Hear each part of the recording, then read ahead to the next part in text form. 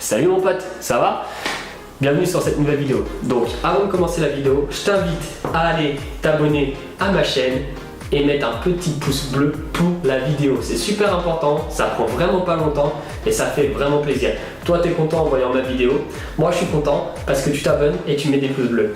Également à la fin de la vidéo, si tu as des questions, n'hésitez pas à les mettre en commentaire, je me ferai un plaisir d'y répondre. C'est parti tout de suite pour la vidéo du jour. Pourquoi faut-il faire du développé décliné?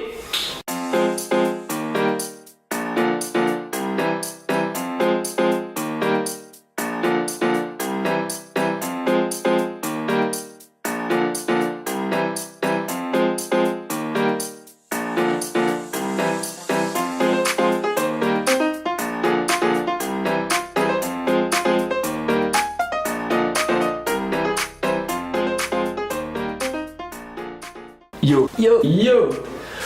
Ok, donc aujourd'hui, comme je t'ai dit, on va parler d'un sujet que j'avais vraiment envie d'aborder avec toi. Parce que c'est un sujet, faut qu'on m'explique pourquoi dans les salles de sport ou sur internet ou tous ceux qui ont des programmes de musculation, ils ne font jamais les pectoraux. C'est un truc de ouf, faut que tu m'expliques pourquoi.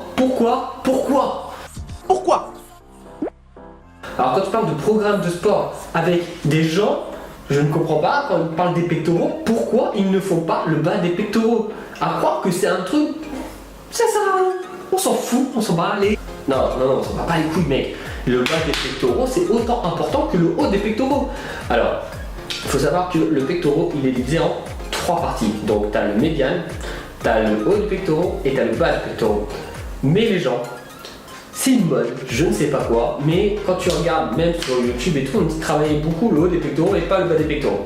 La raison est que, d'après une certaine légende, quand tu fais du développé couché, tu travailles suffisamment le bas des pectoraux. Je pense que t'es un ouf, toi, un ouf malade. Donc, comme tu vois, c'est pas totalement vrai, je suis pas d'accord. Il faut que tu travailles aussi le bas des pectoraux. Alors, super important, pourquoi tu dois travailler le bas des pectoraux? Je vais t'expliquer sur mon cas, un cas concret. Et quand je faisais que le haut des pectoraux, certes, ça m'a permis de rattraper un retard que j'avais au haut des pectoraux, mais mon pectoral, il était vide, c'est à moi qui est vide, comme on dit dans le milieu, mon ami. Il était vide total. C'était un pectoral qui n'était pas très harmonieux. C'était un pectoral qui, ne nous le cachons pas, me faisait désespérer. Ce pectoral, il ne voulait plus grossir. Fallait que je comprenne pourquoi. Alors, qu'est-ce que j'ai fait? J'ai étudié. Beaucoup de gens vont pratiquer des méthodes sans vraiment étudier. C'est-à-dire qu'ils vont entendre quelqu'un en parler, ils vont se dire « Ok, c'est bon, je la pratique !» Sauf que ça se passe pas comme ça. Faut savoir pourquoi tu la pratiques. Faut savoir pourquoi Jean Mich, lui, n'a pas besoin de travailler son bas des pectoraux. Faut savoir pourquoi d'autres personnes ont besoin de travailler le bas des pectoraux. Et il faut savoir aussi que tu n'es pas Jean Mich et que tu es toi. Donc oui, en effet, tu dois travailler l'ensemble de tes muscles, donc l'ensemble de tes pectoraux. C'est dur, mais c'est vrai. Donc, moi, quand j'ai remis le bas des pectoraux, je peux te dire que mon pectoral a évolué. Et là, j'avais un vrai pectoral, un truc de bonhomme. Un truc, je peux te dire que j'enlève le t-shirt, il n'y a pas de pression. D'ailleurs, même la dernière fois, on m'a dit « Alex, t'as pris des pecs ». Ouais, c'était cool. Honnêtement, si tu ne travailles pas l'ensemble de tes pectoraux, mais ça va pour tous tes muscles, hein. Si tu ne travailles pas l'ensemble, donc toutes les parties de ton muscle, malheureusement, tu n'auras pas les résultats les plus intéressants. Alors certes, tu n'es pas obligé, ce n'est pas une obligation, mais honnêtement, si tu t'amuses à rajouter un petit peu de développé décliné dans ta séance de musculation, tu verras que tu pourras avoir une évolution un peu plus intéressante, je pense, même j'en suis sûr, et tu me remercieras. Tu t'abonneras directement à la chaîne, ça c'est sûr. Donc vraiment, honnêtement, travaille le bas des pectoraux avec un petit exercice tel que le développé incliné. Donc moi, ce que je fais, c'est que je fais 3 à 4 séries de développé décliné. Pardon, j'ai dit incliné, mais c'était du décliné. Je fais 3 à 4 séries de développé décliné avec 12 répétitions. À partir de la 10e répétition, tu dois sentir que ça chauffe. Pourquoi le développé décliné est intéressant? Eh bien, contrairement au développé couché classique ou à l'incliné, tu n'engages quasiment pas les épaules et les triceps. Je dis quasiment pas parce que si je dis t'engages pas les épaules ni les triceps, je sais que je vais me faire insulter dans la barre des commentaires.